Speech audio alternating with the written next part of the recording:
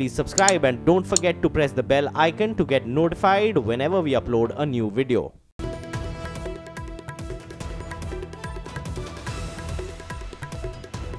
बड़ी खबर, उत्तर प्रदेश में बीजेपी विधायक संगीत सोम ने एक बार फिर से विवादित बोल बोले हैं। मेरठ में आयोजित एक कार्यक्रम में संगीत सोम ने कहा कि उत्तर प्रदेश और केंद्र सरकार उस इतिहास को सही रास्ते पर ले जाने का काम कर रही है, क्योंकि मुगलों की कलंक कथा किताबों में लिखी गई है। चाहे अकबर हो, औरंगजेब हो या फिर बाबर ही क्यों ना हो, उन लोगों के इतिहास को निकालने का काम किया जा रहा है।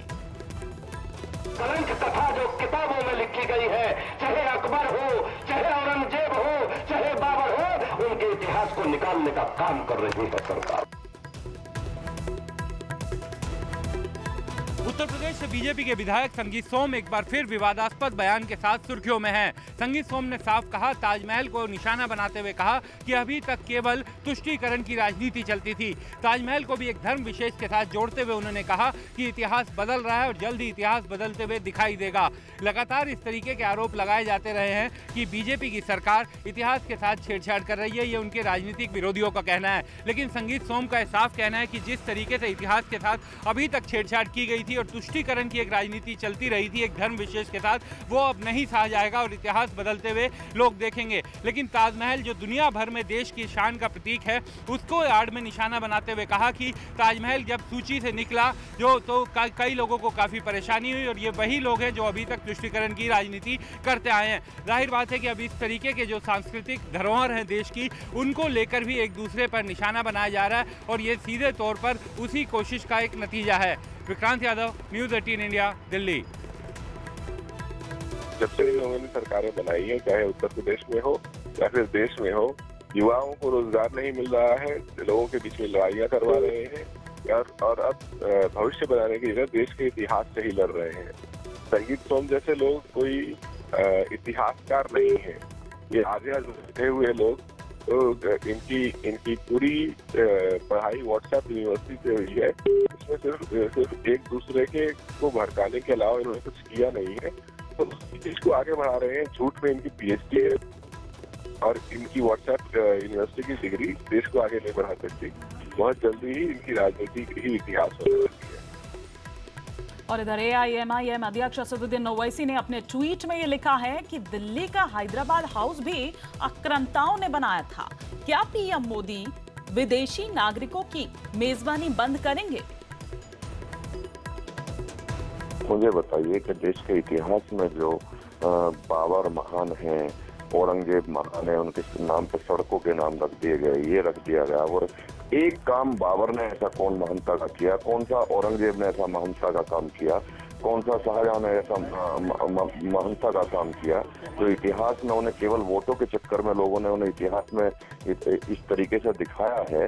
उन्होंने तो हमेशा हिंदुस्तान में बर्बादी का काम किया है, चाहे बाबर रहे हो, चाहे औरंगजेब रहे हो।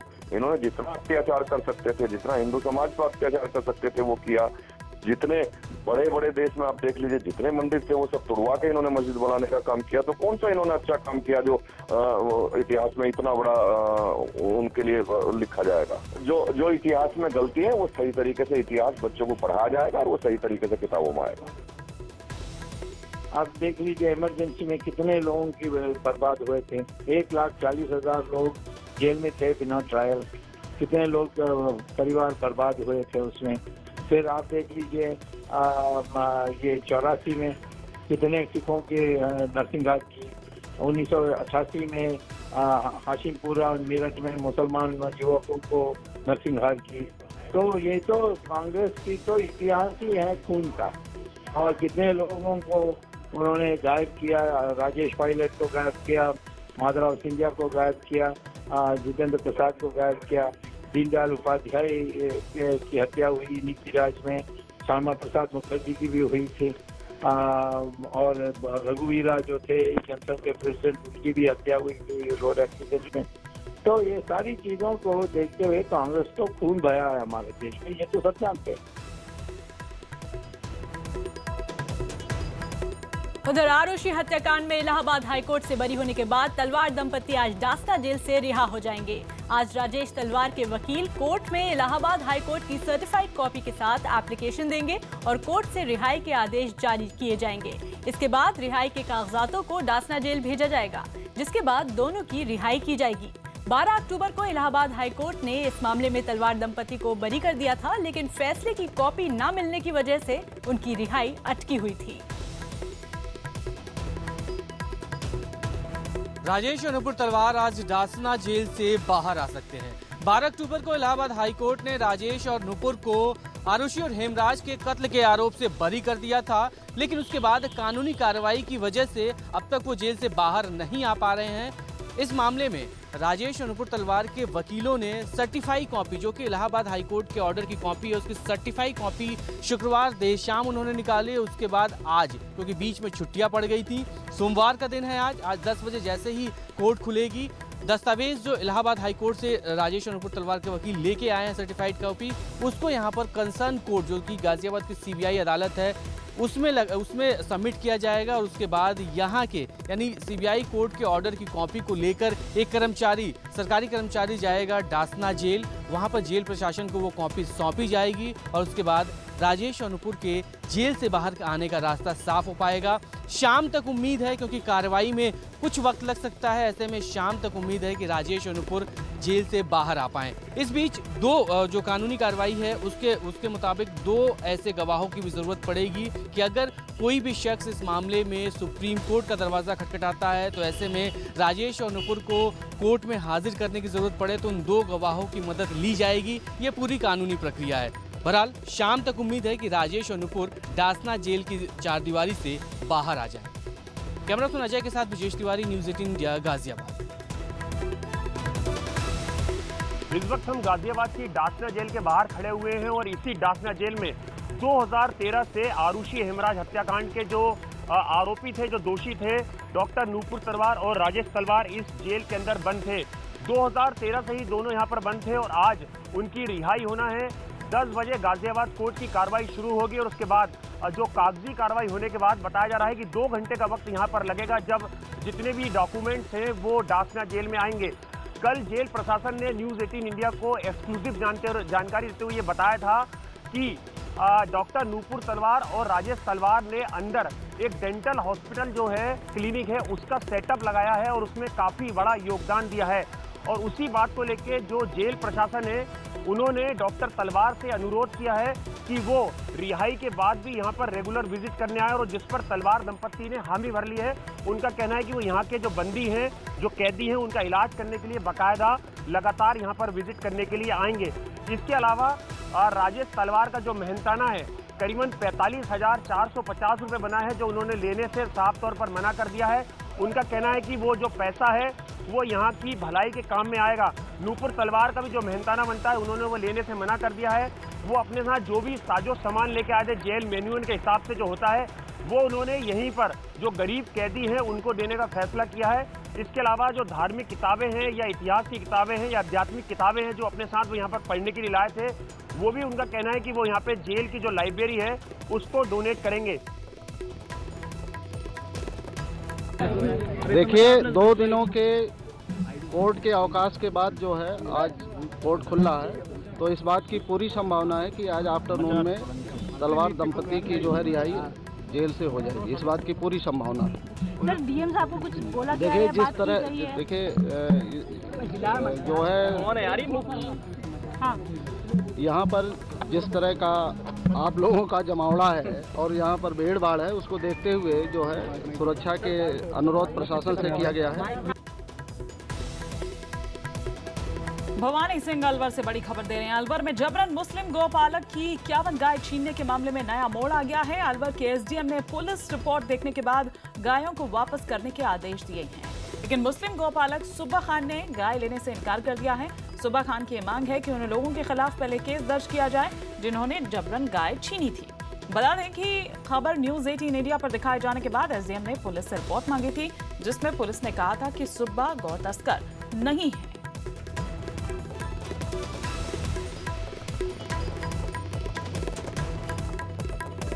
अब केरल के कन्नूर में आरएसएस कार्यकर्ता पर हमले के मामले में सियासत गर्मा गई है। बीजेपी ने घटना का आरोप सत्तारूढ़ सीपीआई के कार्यकर्ताओं पर लगाया है। बीजेपी महासचिव सरोज पांडे ने हमले पर कहा कि अगर केरल में कार्यकर्ताओं पर हमला हुआ तो घर में घुसकर आंख निकाल देंगे। बयान पर बीजेपी ने जहां सफाई दी है, वहीं कांग्रेस ने इसे गलत बताया है। इस मुद्दे पर दिल्ली में बीजेपी आज सुबह प्रदर्शन करेगी, जिसमें केंद्रीय मंत्री नरेंद्र सिंह तोमर के अलावा श्याम जाजू और मनोज तिवारी भी शामिल होंगे। हमले में गंभीर रूप से घायल संघ कार्यकर्ता को अस्पताल में भर्ती कराया गया है। घटना के बाद इलाके में अतिरिक्त पुलिस बल तैनात किया गया है। उसका स्तर लगातार गिरता जा रहा है।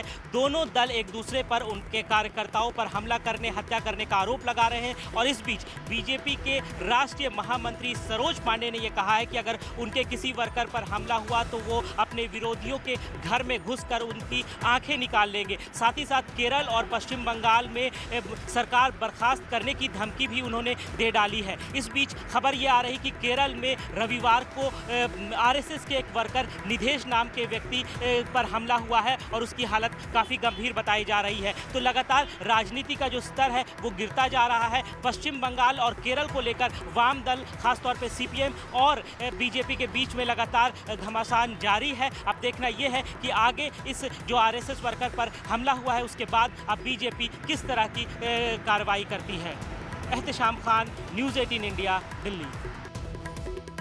अगर बार बार हमारे कार्यकर्ता के साथ में इसी प्रकार से आंख दिखाने की स्थिति होगी तो हम घर में घुसकर आंख निकाल देंगे, ये तय बात है। पूरी केरल में जिस तरह से लोगों को बाहर से ले जाकर जुलूस निकाल, वहां जिस तरह भाषण हो रहे हैं, जिस तरह शक्ति प्रदर्शन सड़कों पे हो रहा है, वो सांप्रदायिकता बढ़ा रहा है, ध्रुवीकरण कर रहा है। और शायद केरल में ध्रुवीकरण करने की जो भाजपा की कोशिश है, ये अच्छी। गुजरात विधानसभा चुनाव की तारीखों के ऐलान से पहले आज पीएम मोदी गांधीनगर में एक बड़ी रैली करने जा रहे हैं। बीजेपी ने इसे गुजरात गौरव महासम्मेलन का नाम दिया है। इस सम्मेलन में पिछले 15 दिनों से चल रही बीजेपी की गौरव यात्राओं का समापन होगा। ये दावा किया जा रहा है कि इस रैली में 10 लाख से ज्यादा लोग इकट्ठा होंगे। बीजेपी अध्यक्ष अमित शाह ने इस रैली के लिए गुजरात के हर पोलिंग बूथ से बीजेपी का कार्यकर्ताओं को पहुंचने को कहा है। पिछले कुछ दिनों से विकास के मुद्दे पर सोशल मीडिया पर निशाना बन रही गुजरात सरकार ने इस रैली के लिए गुजरात में विकास का एक नया नारा दिया है, हूं छू विकास, हूं छू गुजरात।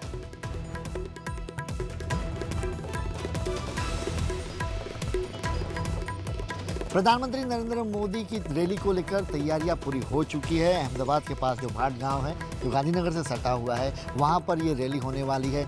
बीजेपी का ये दावा है कि अब तक की सबसे बड़ी रैलियों में इसे गिना जाएगा। 7 लाख पेज प्रमुख होंगे, उसके अलावा बाकी लोग कुल मिलाकर 10 लाख लोगों को एकजुट करने की कोशिश यहाँ पर सभास्थल पर की जा गई है। साथ ही में ये अगर कार्यक्रम देखा जाए तो जो गौरव यात्रा 1 तारीख को शुरू हुई थी, उसका समापन कार्यक्रम के वक्त ये महासम्मेलन यहाँ पर आयोजित किया गया है बीजेपी की ओर से। गौरव यात्रा ने तकरीबन 4,500 किलोमीटर का सफ़र तय किया गुजरात में और 149 जो विधानसभा क्षेत्र हैं वहाँ से वो गुजरी। लोगों को बीजेपी सरकार ने जो काम किए थे, एनडीए सरकार के ने जो काम किए हैं, उनको लोगों को भलीभांति उसे रूबरू कराया। तो जो 150 प्लस का जो टारगेट है बीजेपी का, वो उसी इलाकों से गुजरती हुई ये गौरव यात्रा का 15 तारीख को समापन हुआ, जिसमें अलग अलग राज्यों के मुख्यमंत्रियों भी यहाँ पर पहुँचे और उन्होंने भी सभाओं को संबोधित किया। बाकी केंद्रीय नेता भी यहाँ पर आए और गौरव यात्रा का हिस्सा बने। आज समापन कार्यक्रम का आखिरी दिन और प्रधानमंत्री नरेंद्र मोदी खुद आ रहे हैं।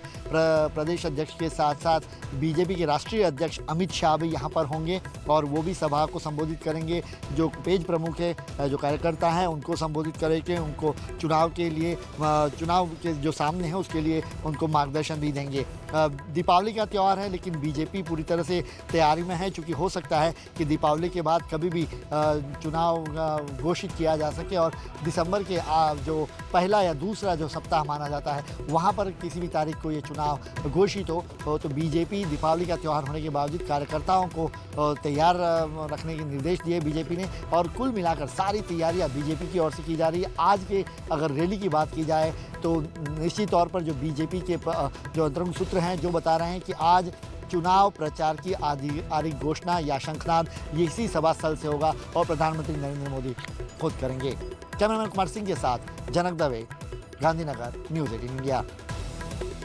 पीएम मोदी की रैली से पहले इधर राहुल गांधी ने एक ट्वीट कर निशाना साधा है। उन्होंने लिखा है, मौसम का हाल चुनाव से पहले गुजरात में आज होगी जुमलों की बारिश।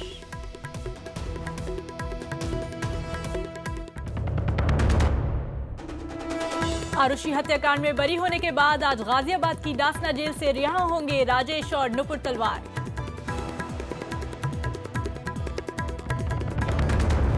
गांधीनगर में पीएम मोदी गुजरात गौरव यात्रा के आखिरी दिन आज एक बड़ी रैली को संबोधित कर चुनाव प्रचार का शंखनाद करेंगे।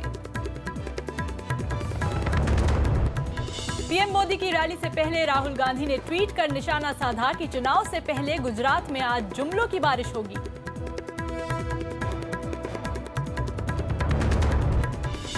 बीजेपी विधायक संगीत सोम के मुताबिक इतिहास की किताबों में मुगलों की कलंक कथा को सरकार हटाने का काम कर रही है। कलंक कथा जो किताबों में लिखी गई है।